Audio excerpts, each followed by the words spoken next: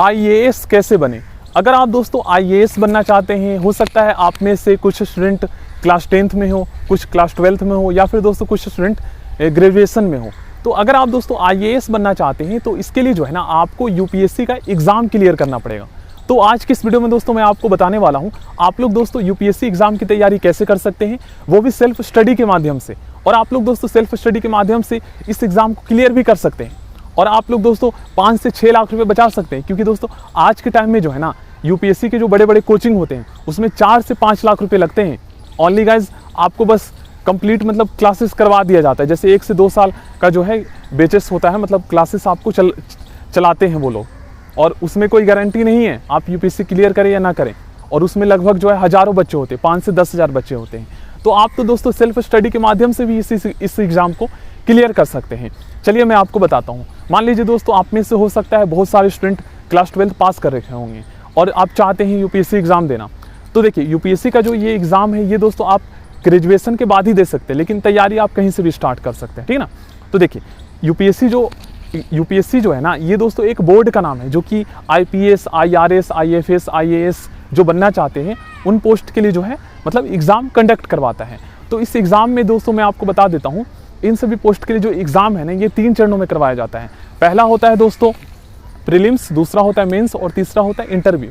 Prelims जो है ना ये क्वालिफाइंग एग्ज़ाम है। कई बार क्या होता है दोस्तों यूपीएससी प्रीलिम्स को ही इतने ज़्यादा टफ बना देता है कि प्रीलिम्स ही लोगों को क्वालिफाई नहीं हो पाता है। तो इससे मेंस में क्या है कि कंपटीशन कम जाता है। तो प्रीलिम्स आपको क्लियर करना पड़ेगा। अब प्रीलिम्स में कैसे क्वेश्चन आते हैं, तो प्रीलिम्स में मोस्टली क्वेश्चंस जो है ना ऑब्जेक्टिव टाइप के होते हैं, ठीक ना।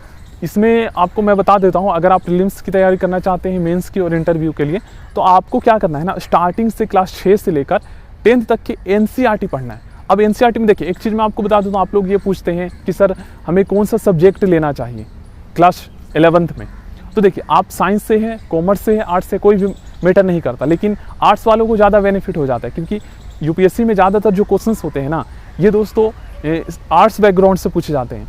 जैसे आर्ट्स में जो है भारत की राज्य व्यवस्था से पूछा जाता है, इंटरनेशनल रिलेशन से पूछा जाता है, भारतीय समाज से पूछा जाता है, सोशियोलॉजी से पूछा जाता है, एजुकेशन सोसाइटी से पूछा जाता है क्वेश्चन, ठीक ना। भारत के संविधान से पूछा जाता है, भारत शासन अधिनियम 1935 से पूछा जाता है, भारत स्वतंत्रता 1857 से पूछा जाता है, उससे पहले मुगल शासन से भी पूछा जाता है। तो आर्ट्स वालों को थोड़ा सा बेनिफिट हो जाता है, वहीं साइंस वालों को फिर से पढ़ना पड़ता है।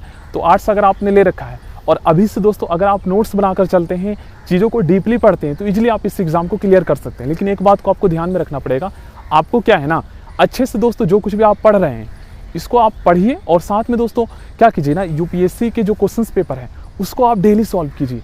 एक क्वेश्चन पेपर तो आपको डेली सॉल्व करना है, क्योंकि देखिए कोचिंग में क्या होता है ना, जहाँ पर स्टूडेंट कोचिंग जाते हैं तो वहाँ पर जो है उन्हें प्रीवियस ईयर के क्वेश्चन पेपर जो है ना सॉल्व करवाया जाता है। इसका बेनिफिट क्या है कि पहला तो गाइज उनका आंसर राइटिंग जो है उनका इम्प्रूव होता है, प्लस दोस्तों उनको लिखने का हैबिट होता है, उनकी स्पीड बनती है, प्रैक्टिस होता है, उनको क्वेश्चंस अटैम्प्ट करने आता है, उनको लिखने में पता चलता है कि कैसे कौन से क्वेश्चंस को अटैम्प्ट करना है। क्योंकि कोचिंग में क्या है दोस्तों बहुत सारे जो यूपीएससी टॉपर्स होते हैं, जो यूपीएससी ऑलरेडी क्लियर कर रखे होते हैं, वो वहाँ पर बताते हैं कि हमने कैसे एग्ज़ाम को अटैम्प्ट किया, कौन से क्वेश्चन को कैसे अटैम्प्ट किया, कैसे लिखना है, आंसर राइटिंग, उनके पास एक्सपीरियंस होता है। तो ये थोड़ा बेनिफिट मिल जाता है। लेकिन गाइस जो पुअर बैकग्राउंड से आते हैं, जो मिडिल क्लास फैमिली से आते हैं, तो उनको तो काम चलाना ही पड़ेगा। तो इसके लिए कम से कम दोस्तों आप ऑफलाइन नहीं तो ऑनलाइन क्लासेस आप ले सकते हैं, ये सस्ता पड़ेगा, तो ये बेनिफिट मिल जाता है। बाकी गाइज आप लोगों को कुछ भी डाउट होगा तो आप लोग पूछ लीजिएगा, लेकिन प्रीवियस ईयर के क्वेश्चन पेपर जो है ना आपको ज़रूर सॉल्व करना है, क्योंकि प्रीवियस ईयर के क्वेश्चन पेपर से ही आपको आइडिया मिलेगा कि कैसे क्वेश्चंस आते हैं। और जब आप डेली रोज़ प्रैक्टिस सेट सॉल्व करेंगे तो वहाँ पर जो है आपका स्पीड बढ़ेगा, टाइम कम लगेगा और ईजिली आप इस एग्ज़ाम को क्लियर कर सकते हैं।